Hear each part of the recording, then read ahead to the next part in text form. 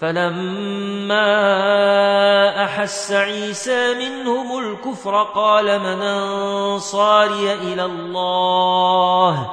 قال الحواريون نحن أنصار الله آمنا بالله واشهد بأننا مسلمون ربنا آمنا بما أنزلت واتبعنا الرسول فاكتبنا مع الشاهدين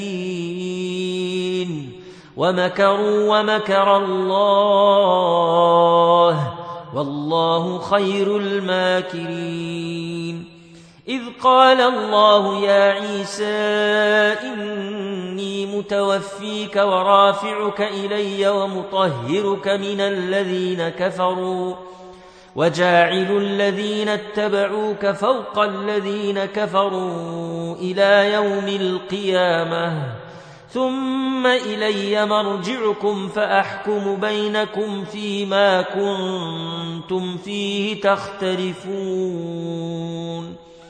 فأما الذين كفروا فأعذبهم عذابا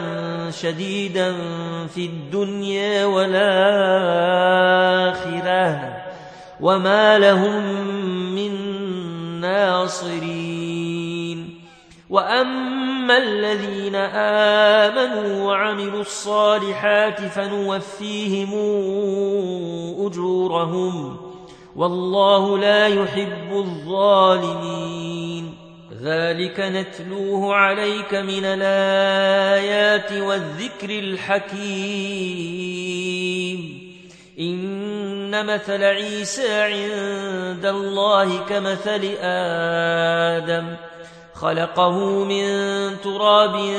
ثم قال له كن فيكون الحق من ربك فلا تكن من الممترين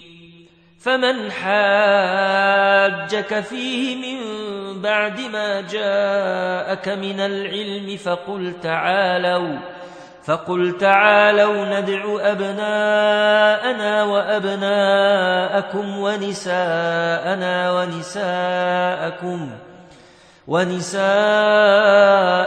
ونساءكم وأنفسنا وأنفسكم ثم نبتهل فنجعل لعنة الله على الكاذبين إن هذا لهو القصص الحق